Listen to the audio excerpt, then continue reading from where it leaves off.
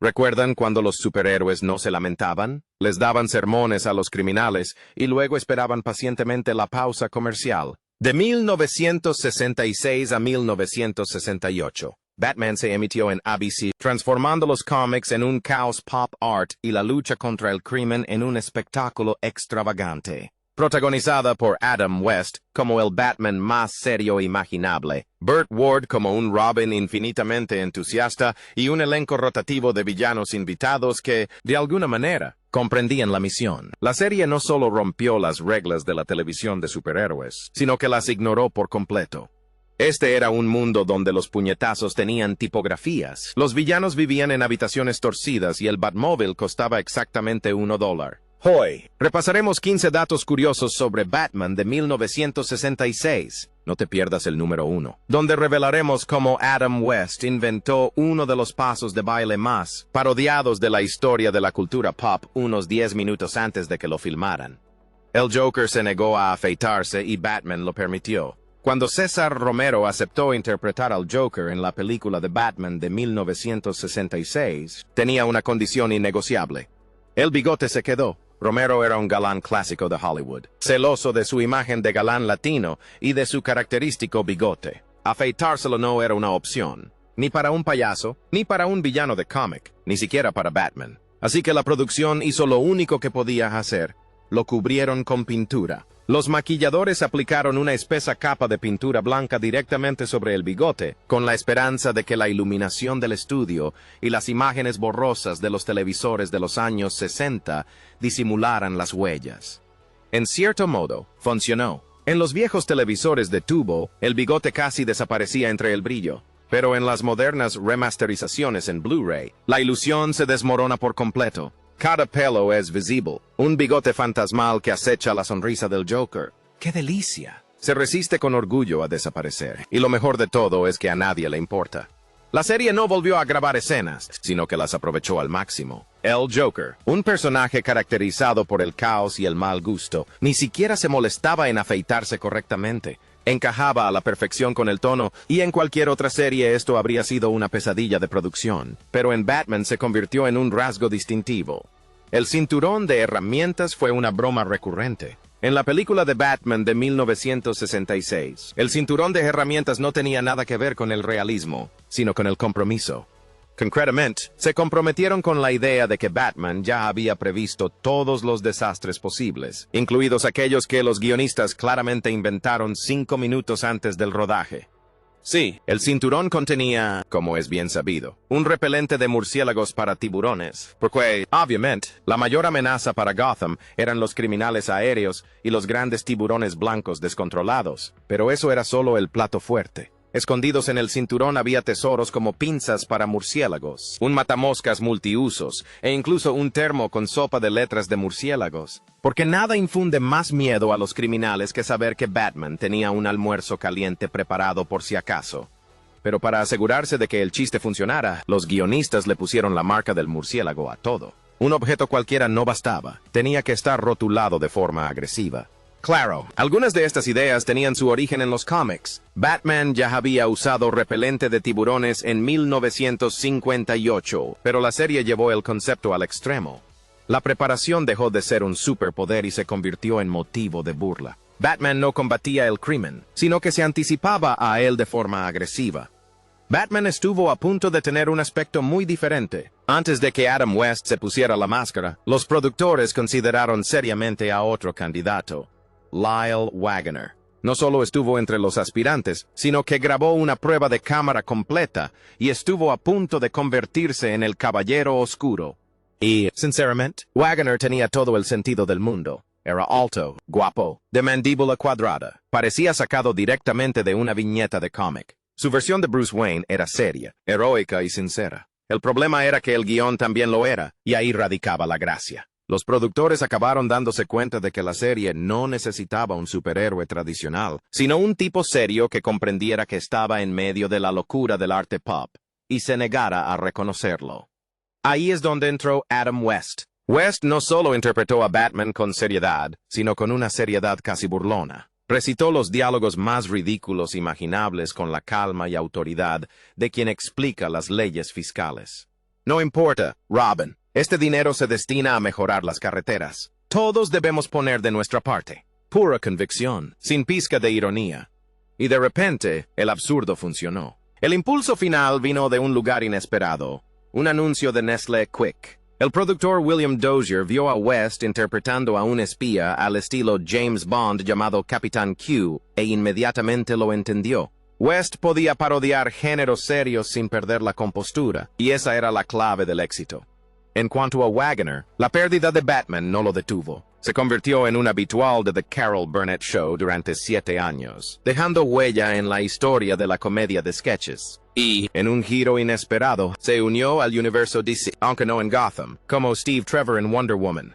El Batmóvil era, literalmente, un superdeportivo de $1. El Batmóvil no nació como una obra maestra para combatir el crimen, sino como un prototipo olvidado del Lincoln Futura de 1955.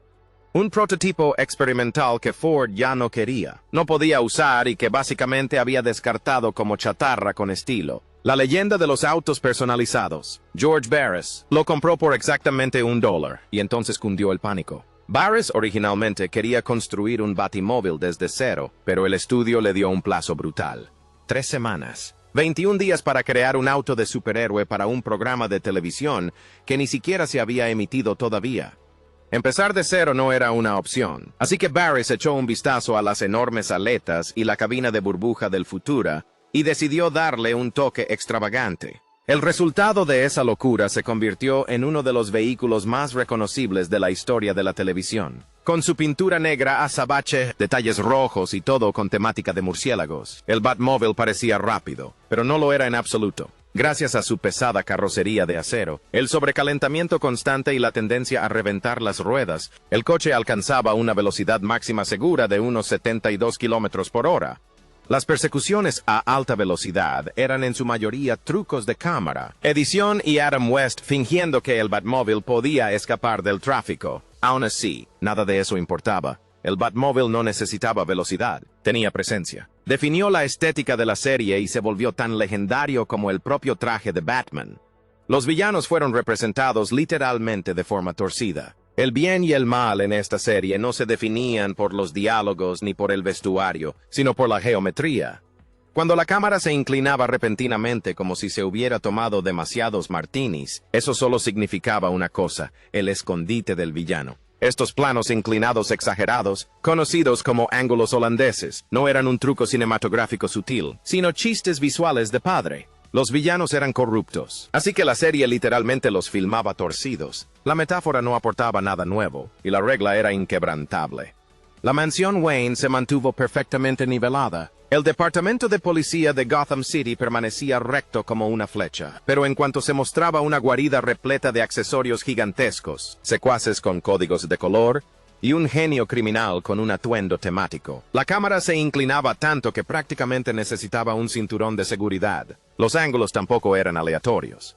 Algunos villanos incluso tenían sus propias inclinaciones características, modificando sutilmente el encuadre para reflejar su particular dosis de locura. Esos encuadres inclinados imitaban las dinámicas viñetas asimétricas de los cómics pop art, convirtiendo cada escena de villano en una página doble viviente. Elegante y ridículo. Justo el sello distintivo de la serie. Robin era básicamente el conejillo de indias humano del programa. Burt Ward también era su propio coordinador de especialistas. Caídas, peleas, persecuciones. Si algo implicaba ser lanzado, quemado o estrellado contra el decorado, lo más probable era que fuera Burt Ward quien lo hiciera. Adam West contaba con el veterano especialista Hubie Kearns, pero Ward se llevaba el protagonismo una y otra vez. Los resultados fueron impactantes. Ward tuvo un pequeño problema. Bueno, el estudio tuvo un pequeño problema. El doble contratado para Robin ni siquiera podía pasar por su doble según los estándares de los ejecutivos de televisión de 1960. Ward reveló más tarde que, durante su primera semana en el programa, pasó 4 de los 5 días en la sala de emergencias. En el primer episodio, el Batmóvil dio un giro brusco, la puerta se abrió de golpe y Ward salió disparado contra el pavimento como un voluntario no remunerado en una prueba de producto. Aquellas llamativas secuencias de turbinas atómicas con chispas y explosiones eran reales y le quemaban la capa y la piel a Ward con frecuencia. En una acrobacia, debía estrellarse contra un letrero que se desprendía fácilmente, pero el letrero no se rompió. Sin embargo, Ward sí. El impacto le dejó dientes astillados y costillas magulladas. A pesar de todo, la producción siguió adelante. Ward bromeó después diciendo que el plan a largo plazo del estudio parecía ser ver si podían acabar con él antes del final de la temporada, lo que hace que cada sonrisa de asombro y cada exclamación entusiasta tengan un significado diferente en retrospectiva. El joven prodigio se ganó esas cicatrices de batalla.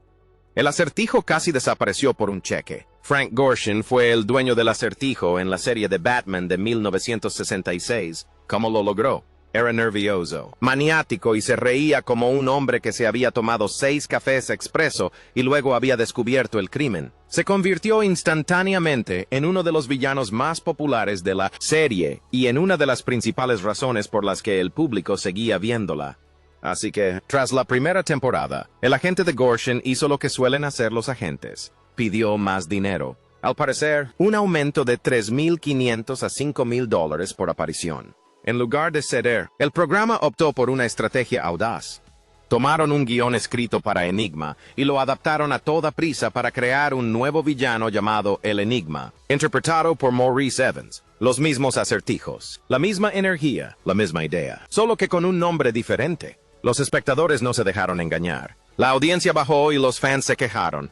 La sustitución tuvo el mismo impacto que un artilugio de murciélago que nadie pidió. John Astin también apareció como Enigma en un arco argumental de 2 partes durante la ausencia de Gorshin.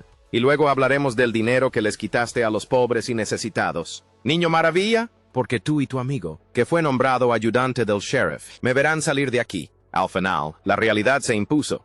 Gorshin y el estudio llegaron a un acuerdo, y él regresó en la tercera temporada para un episodio final titulado Ring Around the Riddler. Fue una vuelta de honor, una ofrenda de paz, y una admisión silenciosa de que un rayo no cae 2 veces en el mismo lugar, especialmente cuando viene riendo histéricamente vestido con un traje verde. Batman aprendió una lección importante aquí. Puedes cambiar el nombre de un villano, puedes reescribir el guión, pero no puedes reemplazar la genialidad maníaca con cálculos presupuestarios. Batman estuvo a punto de no llegar a la televisión. Antes de su estreno, la serie tuvo tan mala acogida que los ejecutivos de ABC entraron en pánico. Se les dieron diales a los espectadores de prueba para que calificaran lo que estaban viendo en tiempo real. Primero, se emitió el metraje de Control, un dibujo animado de Mr. Magoo. La audiencia subió y todos estaban contentos. Luego, comenzó Batman y la audiencia cayó en picado. Los espectadores estaban confundidos, no entendieron el tono. El episodio piloto obtuvo una puntuación cercana al 40%. Para que se hagan una idea, las series que sobrevivieron solían alcanzar una audiencia de alrededor del 60%. Estos fueron algunos de los índices de audiencia más bajos en la historia de ABC. Según se informa, los ejecutivos creían que tenían entre manos un fracaso muy costoso. Normalmente, en esos casos un programa desaparece discretamente. Pero Batman tenía un problema. Era demasiado caro cancelarlo. ABC ya había invertido una gran cantidad de dinero en decorados, vestuario, marketing y promoción.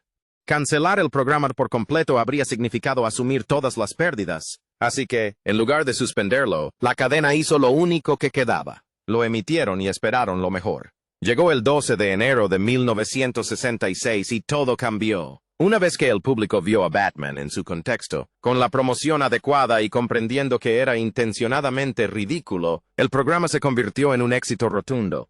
Más de la mitad de los hogares estadounidenses sintonizaron el programa, un 51%. Prácticamente todo el país viendo explosiones y burbujas al mismo tiempo. Batman no sobrevivió porque los ejecutivos creyeran en él, sino porque era demasiado extraño, demasiado caro y estaba demasiado avanzado como para cancelarlo. Y a veces, así es precisamente como se hace historia en la televisión.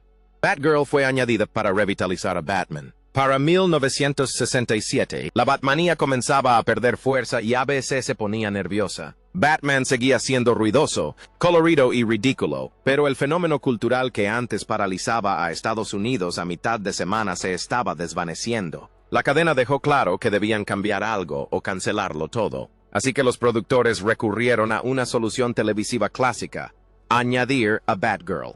Entra en escena Yvonne Craig, incorporada durante la tercera temporada como el alter ego justiciero de Barbara Gordon. Batman y Robin tienen una nueva compañera. Presentamos a Yvonne Craig como Batgirl. Esta decisión buscaba atraer a un público femenino joven y responder a las críticas de que la serie parecía un club de chicos con artilugios.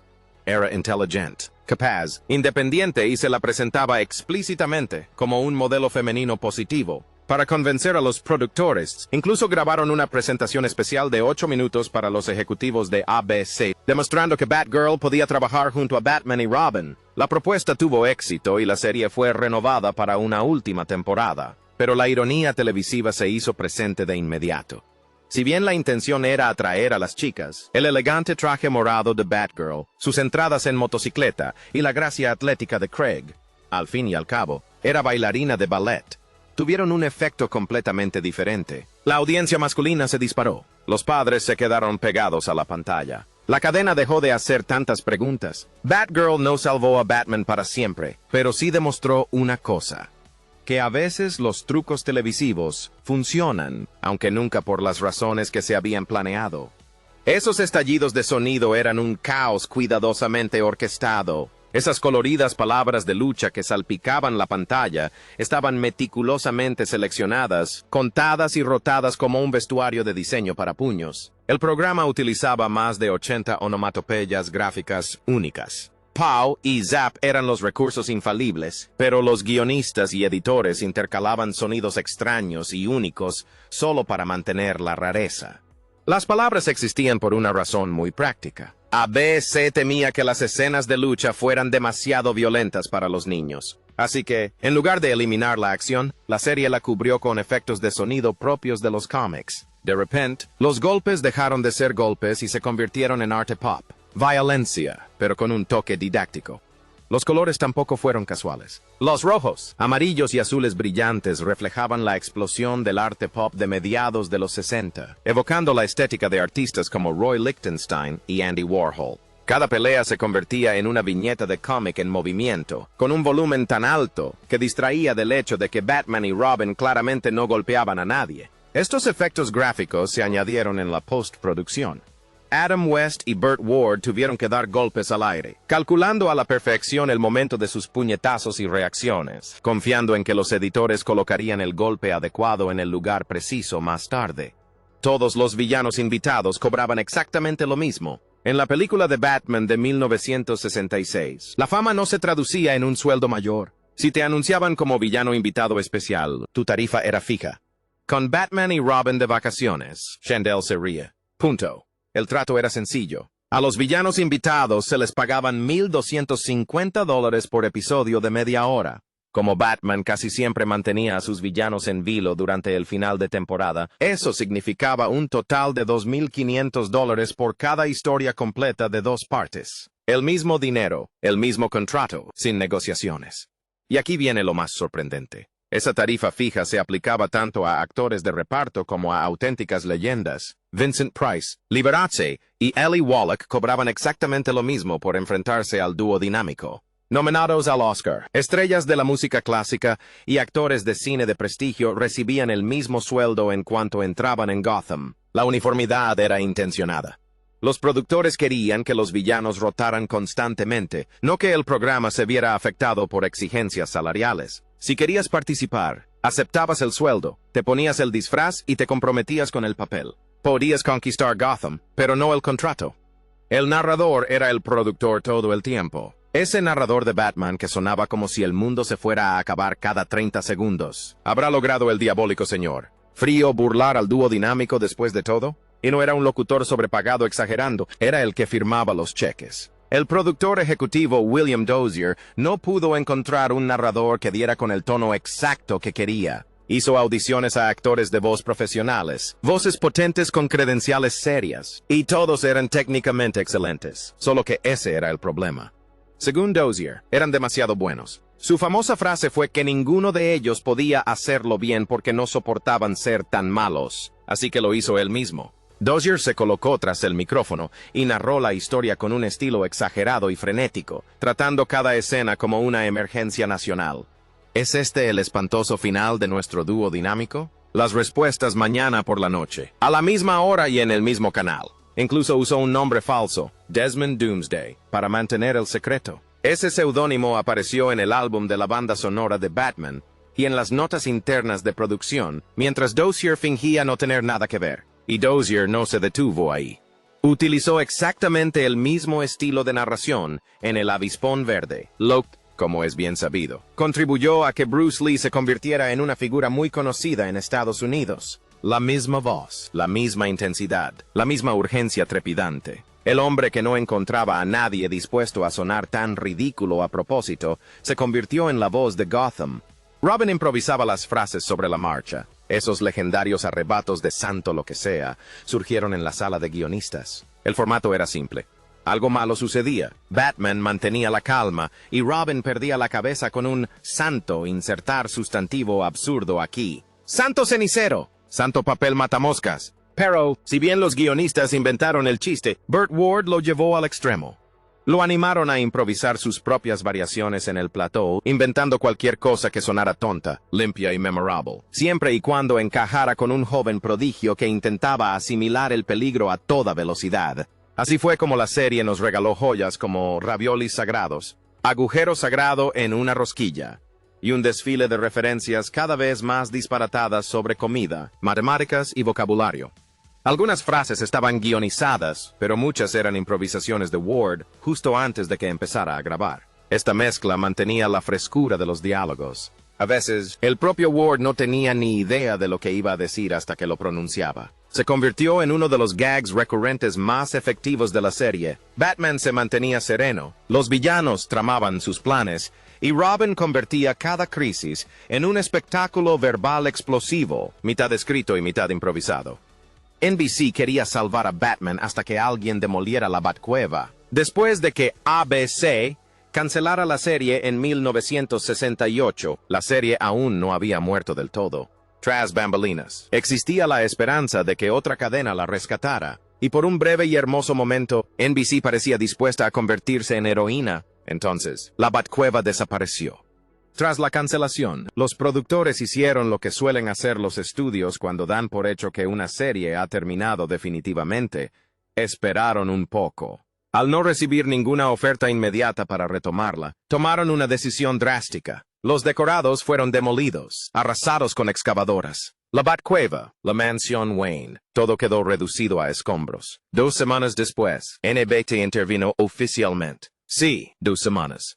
Según se informó, NBC estaba interesada en traer de vuelta a Batman para una 4ª temporada, pero cuando los ejecutivos se enteraron de que los decorados ya habían sido destruidos, hicieron los cálculos. Reconstruir solo la Batcueva costaría cientos de miles de dólares. Recrear la mansión Wayne, aún más. De repente, salvar a Batman ya no era un simple capricho nostálgico, sino un proyecto de construcción muy costoso. NBC rechazó la propuesta. El intento de rescate fracasó, no porque la audiencia desapareciera ni porque el elenco renunciara, sino porque alguien actuó con demasiada rapidez. Tanto Adam West como Burt Ward declararon posteriormente que no podían creer la rapidez con la que el estudio había borrado el universo físico de la serie, cerrando así la puerta a cualquier futuro. Al final, el Caballero Oscuro no fue derrotado por un supervillano. Fue eliminado por la mala suerte y un equipo de demolición muy motivado. El Batusi nunca estuvo en el guión. Bueno, dejamos esto para el final porque resume a la perfección todo lo extraño y maravilloso de este programa. El Batusi, el paso de baile que dio origen a miles de parodias, nunca estuvo en el guión.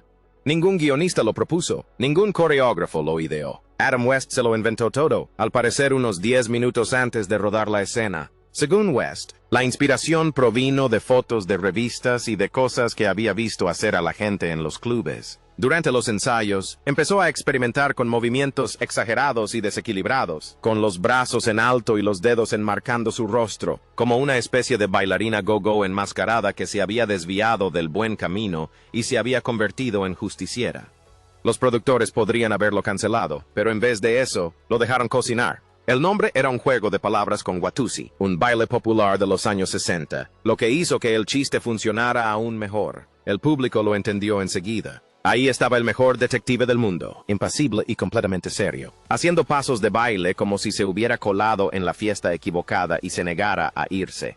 Décadas después, el Batusi se niega a morir. Pulp Fiction lo mencionó, Los Simpson lo parodiaron, y se ha convertido en sinónimo de superhéroe haciendo algo gloriosamente ridículo. Adam West improvisó un baile disparatado, y de alguna manera se volvió inmortal. Ese es el poder de comprometerse con la idea.